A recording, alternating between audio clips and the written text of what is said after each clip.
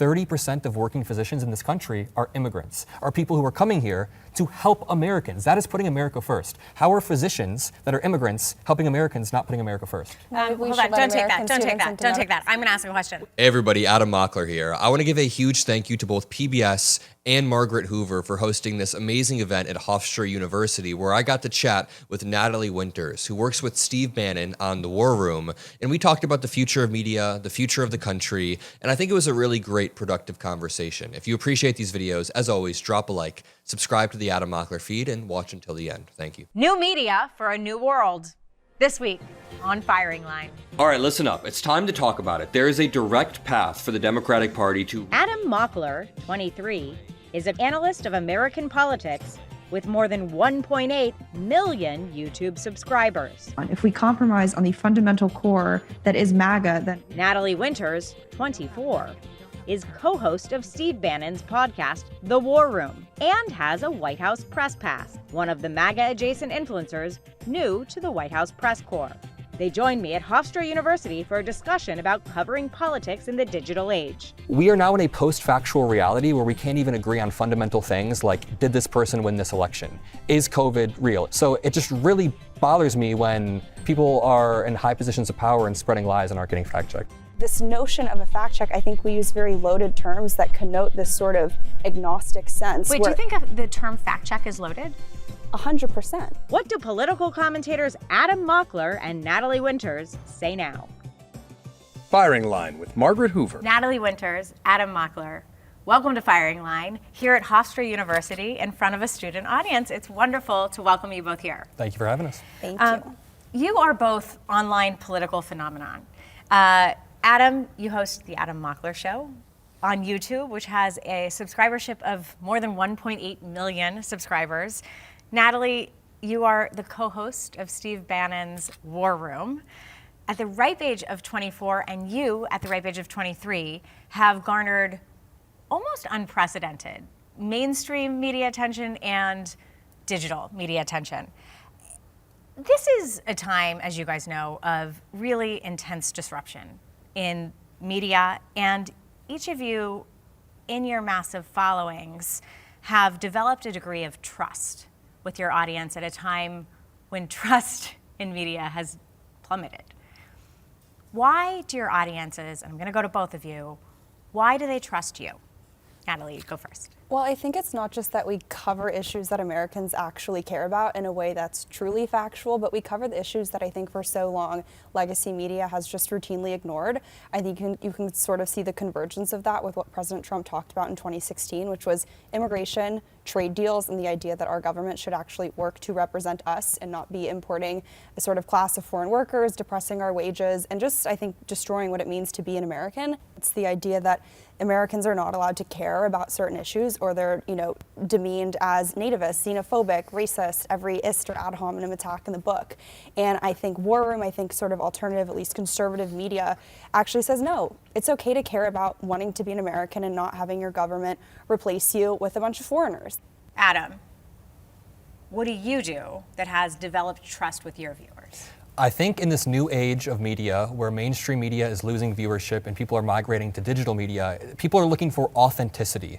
The Democratic Party, which I oftentimes represent in my videos, has built up a reputation of being a few things: risk-averse and a little bit finger-waggy in people's faces, always trying to tell people what to say or what not to say, right? So as somebody in this Democratic sphere, I try to bring an authentic view. People don't always want to see me in suits on TV like I am now. Sometimes I'm just in my bedroom telling it how it is, saying what the story of the day is, and that is authentic to people. And People that's really helped like you that. build trust? I think the authenticity has helped me build trust. The T-shirt helps you build trust. In a way, absolutely. It feels like we come at an angle that mainstream media oftentimes fails to come at.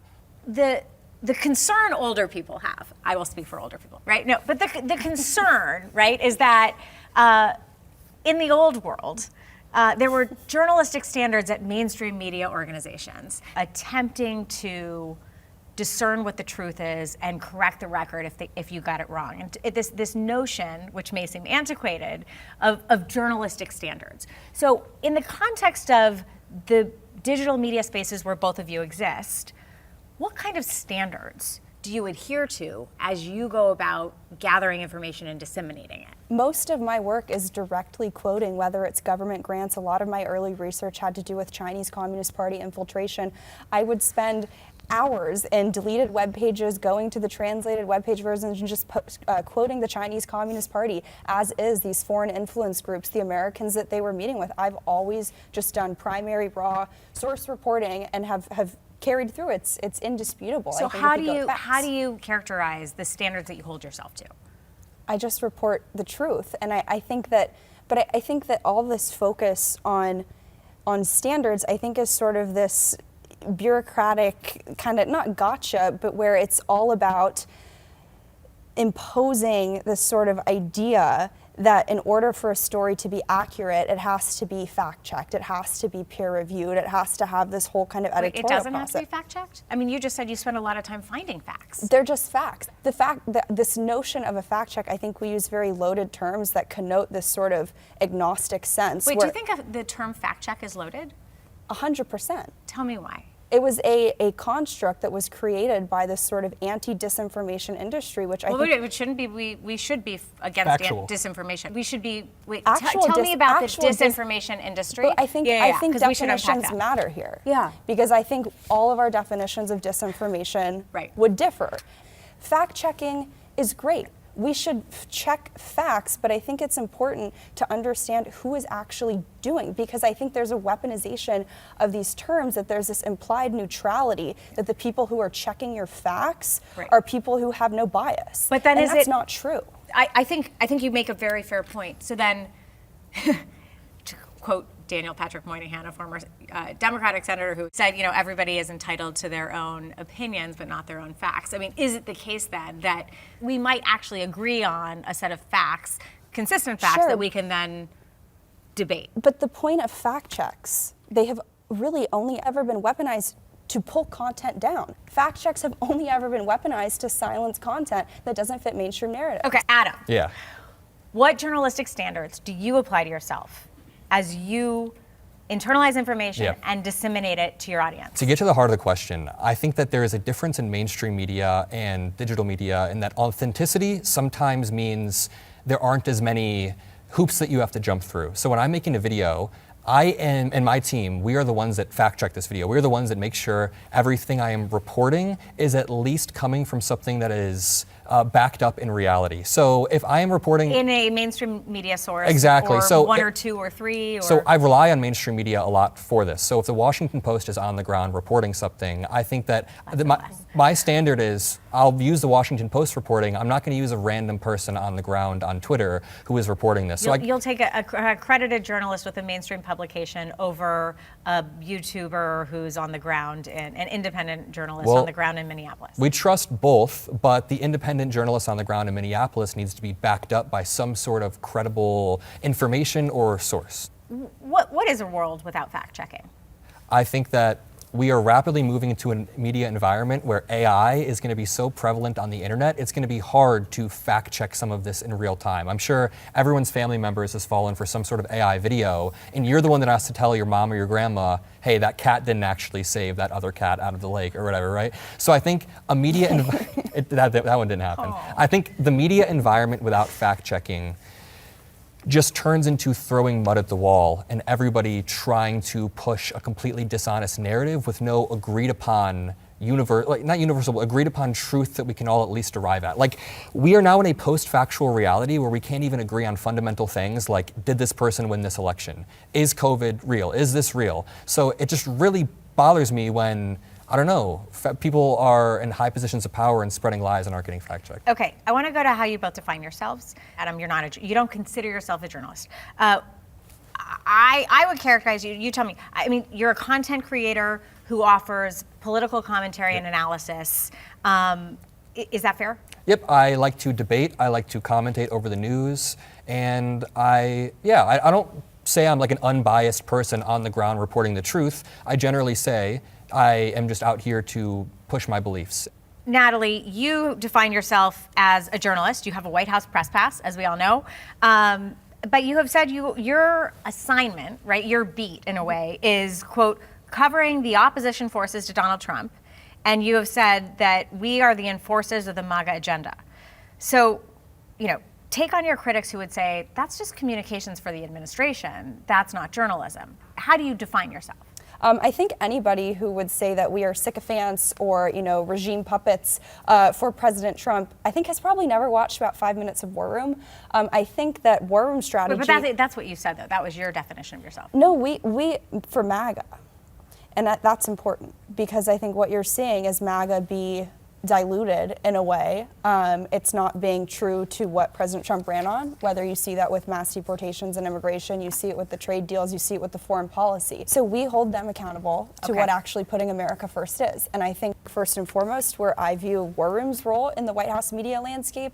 And secondly, I also think sort of related, I think the mass protest movements that you have seen against the Trump administration, we liken it to a color revolution framework. I think a lot of people who were involved in sort of the regime change stuff in foreign countries, particularly in Eastern Europe, all the sort of democracy scholars have really sort of used those tactics here at home. It's why they depict President Trump as an autocrat. It's why they depict him in those sort of coded terms so they can use those similar tactics. And we have always covered, I think, that the left-wing protest movement really followed the funding, tried to understand what they're animated by ideologically, what their drivers are, and I think that's a unique thing about War Room. So we're not running cover for the administration by covering that. It's what our audience is just actually interested in. I want to do just a little bit more of just the mechanics of how you both do what you do.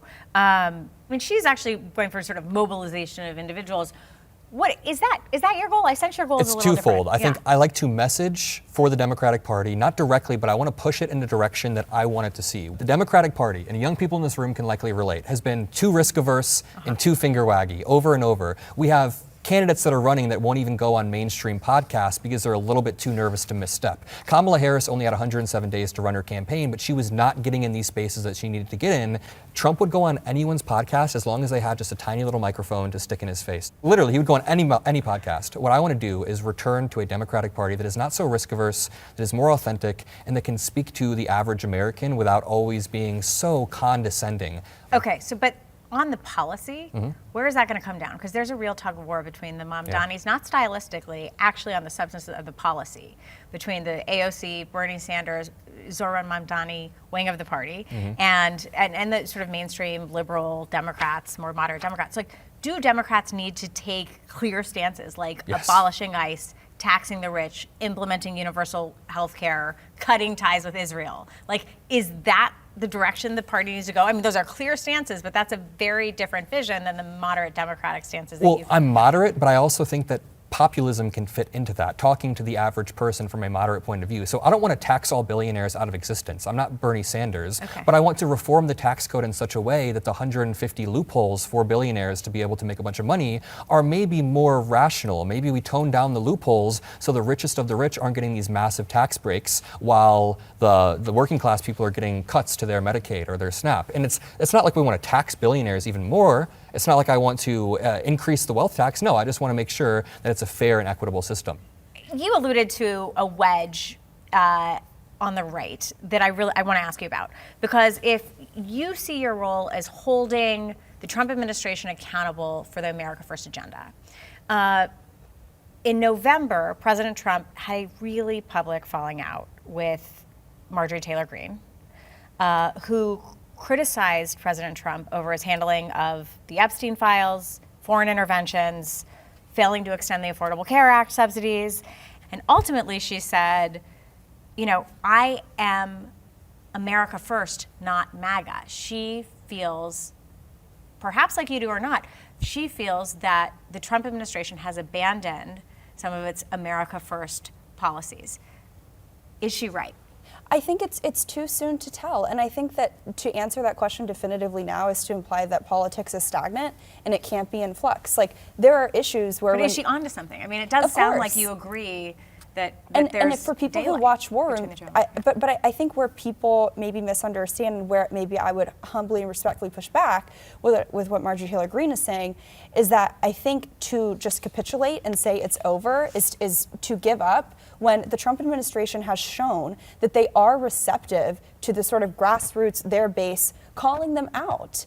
And I think that people who just want to throw in the towel, that's not the American fighting spirit. I don't think that that's what composes the people who make up the War Room audience. They're willing to make phone calls. They're willing to get involved. I think when you say you're putting America first, what I'm actually hearing is you're trying to pull the Republican Party in a more radical direction. Putting America first is allowing... You can call it radical. She would call it populist. Well, populist, but not populist. I care about borders. Well, the majority of Americans think that legal immigration is something that is okay because it benefits the United States. Republicans view immigrants in a fundamentally different way than they view everybody else. You guys view immigrants as net drains on the society, but that is not borne out. You can look at anybody as a drain on the society. I take up housing, you take up electricity, you take up space on the road. So when you say that immigrants take up housing and immigrants take up electricity, it's sort of a myopic view, and they take up jobs because they create. Immigrants also create a lot for this country. I mean, immigrants are net taxpayers. For a personal anecdote, my grandpa moved here from Syria in the late 90s,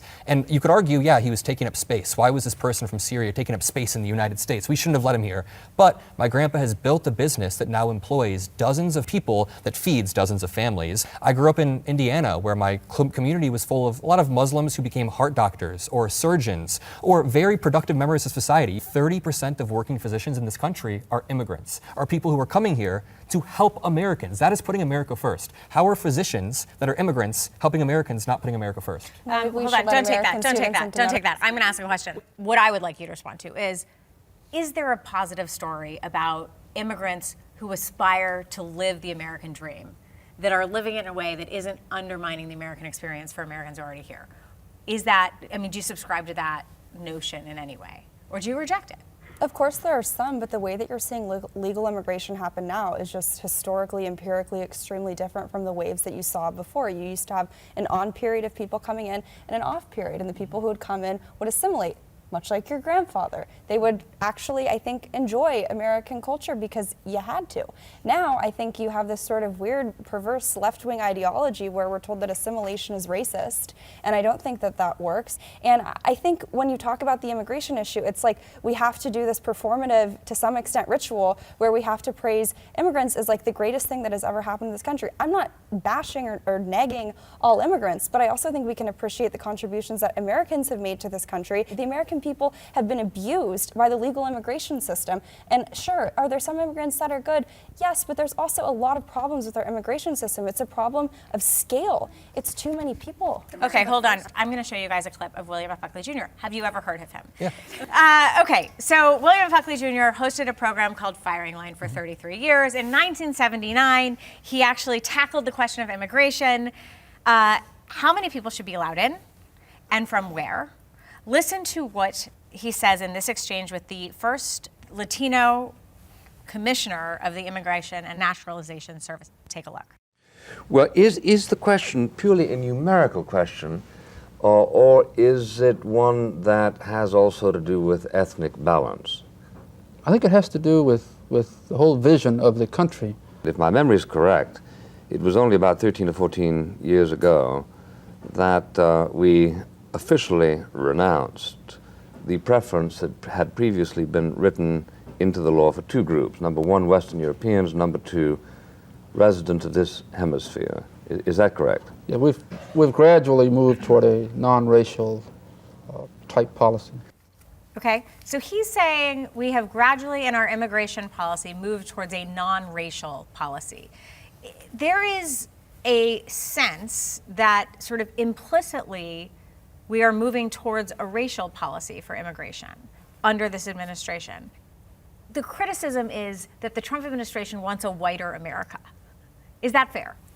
I think that's absolutely absurd. The idea of populism, economic nationalism, is maximizing the value of what it means to be an American citizen. I don't care what race you are. I don't care what your religion is. I don't care what your ethnicity is. I don't care about any of that. I care that first and foremost, you are an American citizen. The American people, my War Room audience, they don't care about immigration because of race. They care about it because of American identity, of which we are all Americans, I assume, in here. And that the idea that our government should not be making our lives more difficult. Adam, do you want to? I disagree entirely. This administration is absolutely looking at immigration through a racial lens. You can look at the temporary protected status they have removed from many groups, all minority groups. You can look at the refugee status they are allowing from South Africa. They are banning countries from coming in, or people from countries that are black or that look a certain way, but white refugees are the only ones that are being allowed to come in.